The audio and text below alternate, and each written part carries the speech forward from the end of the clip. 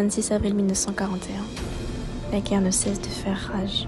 Les bombardements se succèdent et il n'y a plus d'espoir en la paix. Jusqu'au jour où l'on découvrit qu'il y avait une solution. Une solution qui pourrait permettre de mettre un terme à cette calomnie et permettre enfin de contrer les attaques de l'ennemi. Cette solution repose entièrement sur la communication. Si l'on se rapporte à la théorie du mathématicien Claude Shannon, l'information est conçue comme une grandeur mesurable. On considère un message comme étant construit par un émetteur et étant transmis à un récepteur via un quelconque canal sous forme de signes ou de signaux. Ce message peut éventuellement faire face à des interférences dans certains cas. Qui aurait pu imaginer qu'une théorie de la communication pouvait résoudre un problème de guerre?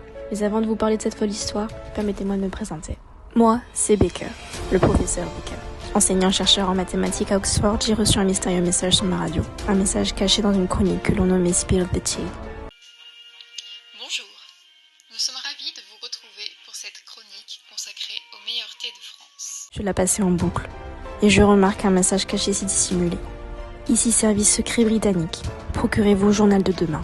C'est alors que le lendemain, je me rendais au kiosque à journaux le plus proche. J'ai enfin pu trouver ce fameux journal. Seulement, une seule chose retenait mon attention sur celui-ci.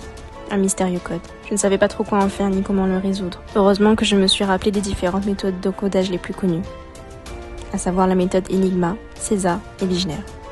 Mais il me semblait que ce code était plutôt issu de la méthode César. Je me lance alors dans le déchiffrage. Me rappelant l'indice donné dans la chronique et dans le journal, la clé doit être au 2-2, autrement dit le décalage de lettres doit se faire en 2 temps.